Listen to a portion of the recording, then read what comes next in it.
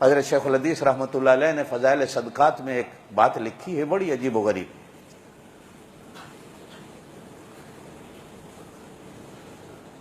کہ ایک بزرگ قبرستان کے قریب سے گزرے تو دیکھا کہ جیسے ایک ڈاکیا آتا ہے، ایک تھیلا بھرا ڈاک کا لایا قبرستان میں، تو قبروں سے اٹھ کر اس قبرستان میں جتنے تھے وہ ڈاکیے کی طرف بھاگے،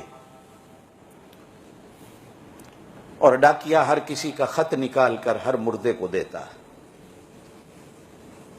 جس کا آتا ہے وہ خوش ہوتا ہے، جس کا نہیں آتا وہ روتا ہے۔ کونے میں ایک آدمی بیٹھا ہے، سارے بھاگے ہیں، وہ نہیں بھاگا۔ تو وہ بزرگ اس سے پوچھتے ہیں کہ یار یہ سارے بھاگے ہیں، تو کیوں نہیں بھاگا؟ وہ کہتا ہے ان کو لینے دو جو کچھ لینا ہے، مجھے کوئی ضرورت نہیں۔ کہا تجھے کیوں ضرورت نہیں؟ کہا کہ میرا بیٹا قرآن کا حافظ ہے، وہ روز قرآن پڑھتا ہے، اللہ پاک مجھ کو ثواب دے دیتا۔ یہ جتنے بھاگے ہیں یہ ثواب لینے کے لیے بھاگے ہیں، کسی کی دعا آئی ہے، کسی کی خیرات آئی ہے، کسی کا صدقہ آیا ہے، کسی کے نفل آئے ہیں، کسی کی نماز آئی ہے، جا کے سارے لے رہے ہیں، خوش ہیں۔ جن کی نہیں آ رہی وہ سائڈ پہ بیٹھے رو رہے ہیں کہ ہمیں دینے والا کوئی نہیں۔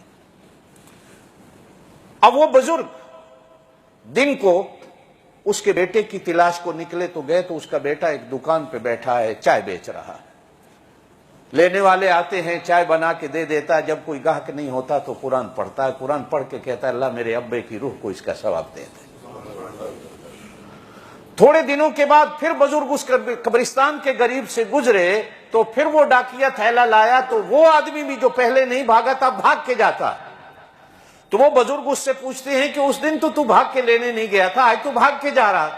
تو وہ کہتا ہے جو پہلے دعا کر کے مجھے ثواب دیتا تھا اگلے دن ایکسیڈنٹ میں مر گیا ہے، اب مجھے دعا دینے والا کوئی نہیں۔ اب میں بھاگتا ہوں کہ شاید کسی نے مجھے دعا دی ہو، میں لے آؤں۔